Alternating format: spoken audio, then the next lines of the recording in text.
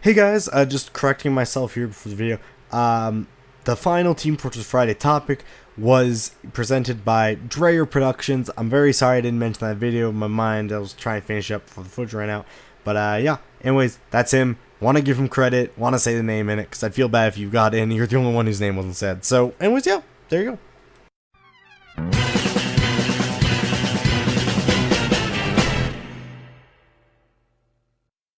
Hey, greetings and salutations everybody. My name is Axe, and happy Friday. Hopefully you know what that means. It means it is a time. It is time.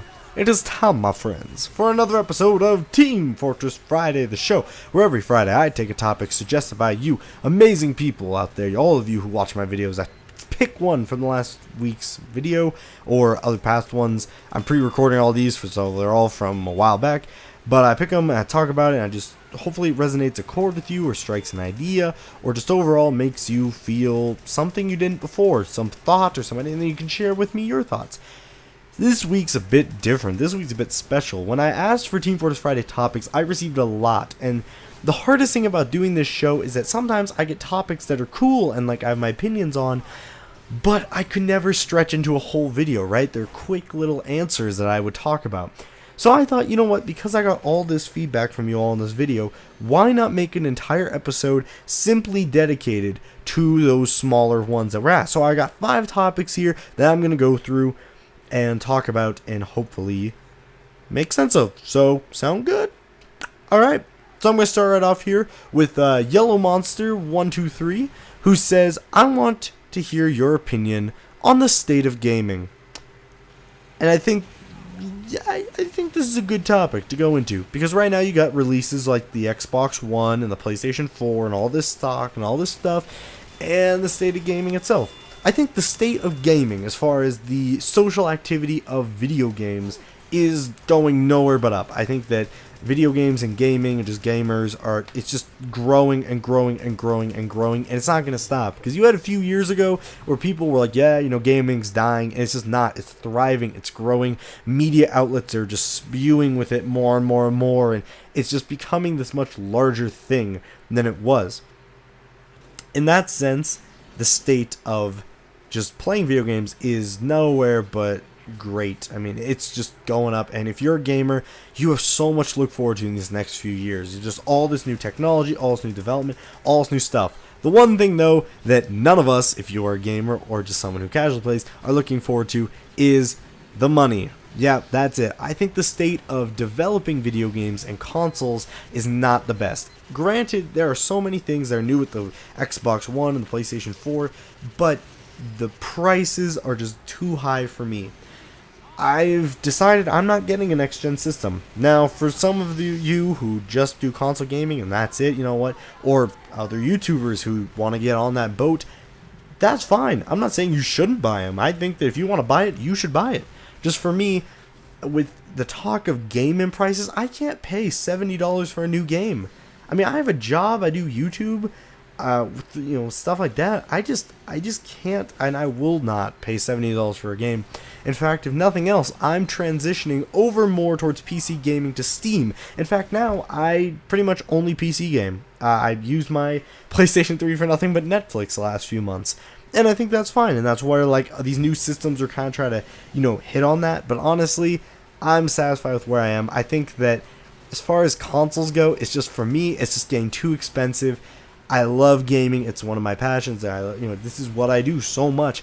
And I don't think it's bad that I don't want to spend $70 a game and, I don't know, over $500 for a new system. I don't know what the actual prices are. Just my opinion.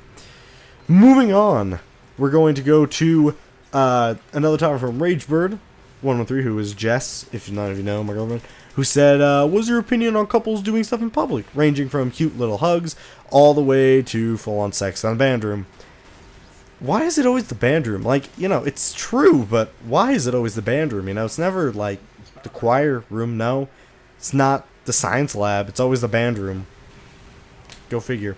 Anyways, I think, and we talked about this too, it's just, I think that, you know, aside from being just obnoxious, I mean, you shouldn't be having sex on a public sidewalk, you know?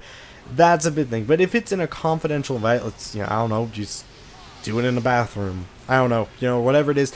I feel that that's up to the couple to decide. It's up to the people involved to set that line of, I don't know, what do I want to say, comfort, that line of acceptance, whatever I'm trying to say here. I don't know what I'm trying to say, to find the right word. But to set that boundary, there we go, set that boundary line. I think it's whatever they're comfortable with doing together. I don't really have a huge problem with people, like in high school, I walked by, people were making out in the halls all the time, and I was okay with that, Now, if they were in the middle of traffic and just, standing in the middle kissing, that's like, I'm annoyed with you, but I'm not annoyed that you're kissing her. I'm annoyed that you're in my way, I think that just public affection is something that, you have to kind of keep in mind for the comfort of those around you, but I think it's more up to the people involved to decide, it could be really uncomfortable if you're, in a work environment and two people are just, constantly just, grabbing each other's asses, ooh, okay. But as far as just normal stuff, I think besides just being socially aware, if you're not being totally obnoxious, it's up for them to decide. I think that's a perfectly justified answer, hopefully. All right, moving on. This one comes from. I did this last time. I messed it up, but then I looked. I'm like, that's so obvious. Adelixa, I believe, who says musical escalation over time. How do I think about this? And I asked for a little bit of elaboration in the comments section. And they said, the idea of going from, how did we get from 1860s music to today's modern stuff? And, I think so much of it comes from that music, generationally speaking, is something that, at least as an observation, that we don't know what we want to hear, but we know we don't want to hear what we already are. We're sick of what's already out, right? We always want to find that new sound and that new idea, a new concept. And sometimes what's popular during a generation isn't always popular at the time for everyone. So much of the music today is popular, I'll listen to and I don't mind. But honestly, most of my music does not come from radio. It comes from stuff and bands that I've found or are popular, but just aren't, played that, top 100 list. And that's fine. That's all good. But I think that musical escalation, especially escalating from, you go from classical in the 1920s, or not 1920s, what am I saying, 1800s, to jazz in the 1920s. That's what I'm saying. A lot of swing, pop, blues, all that stuff starts erupting from it. That jazz flow really gets out.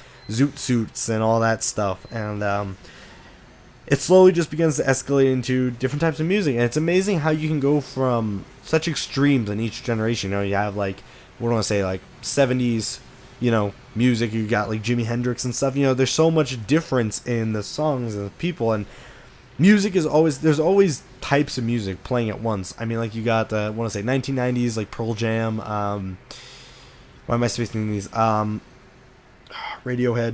I guess. Radiohead could be earlier. I don't know what I'm saying there. I don't know. Just boy bands. Boy bands are starting to get in. And now you have all this modern pop and stuff. And you even kind of go into this indie stuff that we're kind of, go into Mumford & Sons and Monsters of Men. Or Monsters, and Men. And stuff like that. That's kind of making a rise in our modern day. And I think, again, it just goes to the fact of that we as people, we love the sound we hear, and then we just kind of get sick of it, and we want something new. We want something new to intrigue us and grab us and lure us in and seduce us. Be like, hey, come on in, I'm awesome music. And that's why generations change music so much, because we just want it. I think that our escalation comes from also a bit of new world thinking. We think very much differently now than we did in the start of 1913. Just to do 100 years ago, we were thinking so much different than we are now. And so those thoughts and those ideas and this stuff reflects the generation and all the media that comes of it. So I guess that's my answer. We just are people who like different, we get tired of the same thing after a while. You eat a peanut butter and jelly sandwich every day, you aren't going to, really want a peanut butter and jelly sandwich every day after a long time. So it's just my idea, my concept. All right. Moving on to, we'll go to Herpderp Records, who says, Axe, do a topic on piracy on the internet. Now, piracy is a sketchy topic because, you talk about that and, there's some people just it is illegal. You should not do it. It's bad. And yes, I agree with that. It is illegal. Piracy is illegal. Don't pirate stuff. But then we're talking about piracy on the internet. We're not talking about if it's right or wrong. We're just talking about it. What I think is that it's so difficult at times to expect people to follow your guidelines, because piracy is, I don't want to say is a voice of the free, because it's not. But what I'm saying is that you have these companies who make giant monopolies on things and giant ideas. And then they're like, hey, everybody, you want this? Well, now you're going to have to pay so much for it. That's right. You have to give us everything, and there's nothing you can do about it. And then you have these pirates who are just like, hey, here it is for free. You know, SMID. You know, it's just this big middle finger. And pirating is illegal, it's not right, and all this stuff. But it's nice that it can break up monopolies. And then you have these companies that have to deal with it, and they think, you know, why is this happening? I don't understand. Because you're doing so much on it. So that's my just opinion on it. I don't know. It's human nature. What do you expect people to do, you know? And finally, Team Fortress Friday topic, parents and gaming. It is so hard to explain gaming to your parents, especially if you do it a lot, if you play shooters. That's really difficult. I struggled with that severely when I first started. My just basic advice to you, if you're trying to convince your parents of gaming, it's hard to just convince them that it's not viewed as that. It's viewed as objective. It's like playing a game of tag just virtually, you know, if you're playing like a shooter online or something. It's just how it is. And there's a different mindset, and sometimes you just can't get them to understand. It's just, you know, it's hard. I don't know. I haven't really figured it out yet either. So anyways, guys, hope you enjoyed. Have an amazing week. I'll be back for more videos that I'll schedule and whatnot, and I'll see you next week. So thank you all, guys. See you later, and bye-bye. Everyone makes mistakes, so if you don't make mistakes, you're not a perfect human, because all humans make mistakes. If you're still with me there, I know that was a bit of a stretch, but just perfection for humans comes from mistakes. It comes from messing up.